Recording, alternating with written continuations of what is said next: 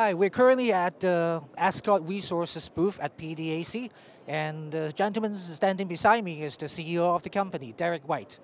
Hi, Derek. Good morning. To ask you a quick question. Just give us a quick intro about your company. Yeah, Ascot is a relatively new on the scene. We are trying to restart a mill near Stewart and a mine to produce about 200,000 ounces a year. And we've been active on the M&A front, and most recently we're involved in a deal with IDM to consolidate the area around the mill. Thank you. So you talk about IDM mining. So can you talk a bit about more? What's the strategy? What's their insight? Why are you acquiring such company in your corporate strategy? IDM is a great deposit that sits about 20 kilometers as the crow flies from our project. And generally we see an opportunity to put together a world-class resource with IDM.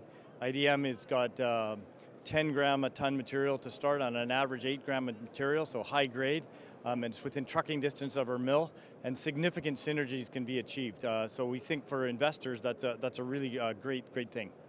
Yes, and you're focusing obviously on your key project, premier project. Can you tell us a bit about the timeline of this project and moving forward? Yeah, well the big milestones for us time-wise are, number one, get the IDM deal done. Number two, apply for our Mining Act permit amendment. So we have to do some engineering work to get that to happen. And then ultimately doing the construction and restarting the mill. And the timing of the Mines Act permit is a discussion that we're having with the regulators right now. But somewhere over the next 12 to 18 months, we hope to achieve all these things, getting the Mines Act permit in place and then starting to bring the mine back into production. When people are talking about operating or mining in BC, one of the most important questions comes up is always, how's the relationship of the community work with the First Nations? Can you comment a bit about that progress or how you're approaching this? Yes, for sure, Gilbert. One of the great advantages that Ascot has is we have a partnership effectively with the Nisga'a Nation. And in British Columbia, many of the First Nations do not have treaties. The Nisga'a happens to be one of the few that does, and that lays out the economic framework and how to work together. The Nisga'a so far have been incredibly supportive. They're open for business. They want us to do the right thing environmentally, but we've had a very good relationship, and IDM is a much longer relationship. We would expect in the coming weeks, actually, that IDM would be signing their impacts benefit agreement with them. So, we couldn't be more blessed with having a better First Nation than the Nisga'a. I know in the Golden Triangle area in the BC, there's a lot of mining junior companies they're exploring, developing.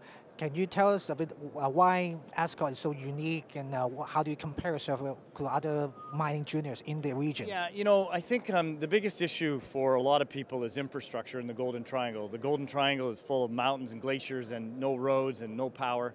And Ascot got blessed with a history of infrastructure that really started back in the 1920s. But more recently, Westman and Belieden put a lot of infrastructure into this part of the world in the 1990s and early 2000s. And that allowed us to benefit from the ability to restart a mine without a lot of capital. As you know, the gold mining industry has been difficult in terms of raising capital for junior mining.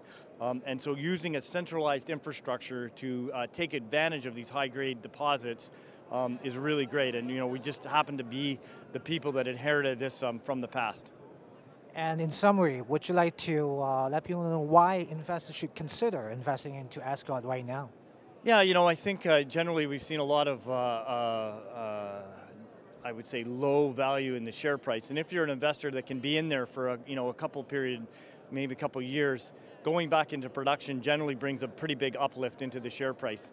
We've seen the gold price coming up, and we still have a little ways to go, but we're poised to do something quite unique in the next 1 or 2 years. And we think that holds tremendous value. There's no arguing with cash flow, and at these gold prices, this is the ability to produce a lot of cash flow, and we see that as an opportunity for investors. Thank you for your time, Derek, today. You're welcome. So I believe you want one of the colleagues. For some of the Chinese, either Mandarin or Cantonese speaking people, I'd like to introduce our head geologist, Lawrence Tang, if you come up and maybe just say a couple of words to investors in either Cantonese and Mandarin. Thank you. No problem. Hi, Lawrence. Hi. Thank you, Derek and Gilbert. 我们 Ascot 真的很有信心，对我们的 Premier 跟 Red Mountain 的项目都很有信心。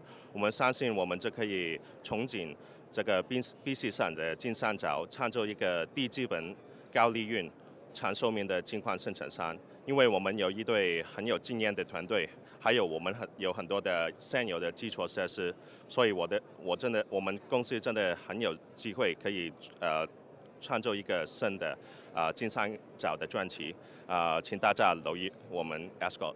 谢谢你 Lawrence。Thank you. Thank you for watching this video. Please scan the QR code to log on NAI500 website and follow us on social media to get regular updates on the Chinese language North American market news, CEO interviews, trends, and investment opportunities.